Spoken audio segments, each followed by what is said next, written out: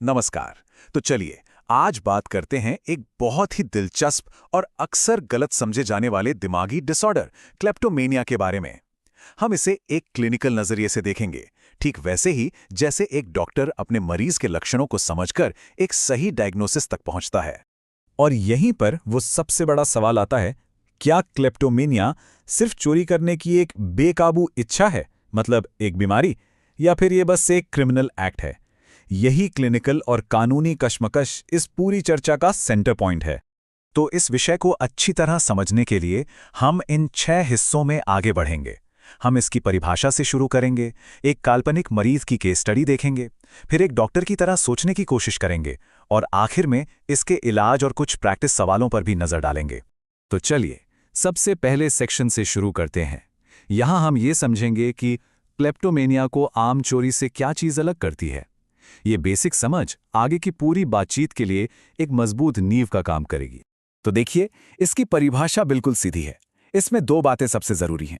पहली, चोरी करने की एक ऐसी जबरदस्त इच्छा जिसे रोका नहीं जा सकता, और दूसरी कि चोरी का मकसद कोई पर्सनल फायदा या पैसा कमाना नहीं होता।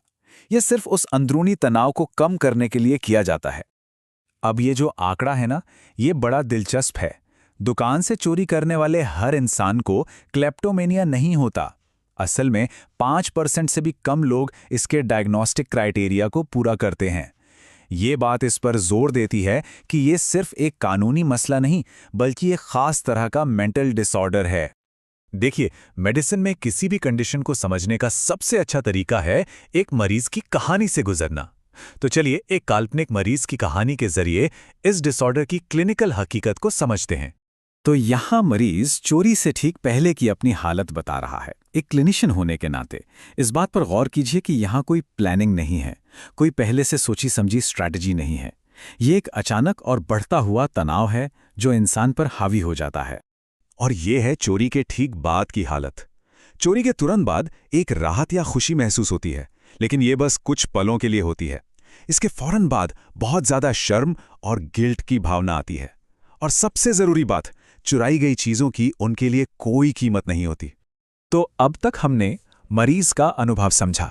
अब पर्सपेक्टिव बदलते हैं। देखते हैं कि एक डॉक्टर के दिमाग में क्या चल रहा है। एक डॉक्टर इन सब लक्षणों को जोड़कर एक पैटर्न कैसे देखता है, चलिए समझते हैं। ये जो डायग्राम है, ये क्लेप्टोमेनिया के पूरे साइकिल को बहुत अच्छे से दिखाता है। यही वो 4 स्टेप वाला पैटर्न है जिससे एक डॉक्टर डायग्नोसिस के लिए ढूंढता है। ये एक बेचैन करने वाली इच्छा से शुरू होता है, चोरी के एक्ट तक पहुंचता है जिससे फौरन राहत मिलती है और आखिर में गिल्ट पर खत्म होता है।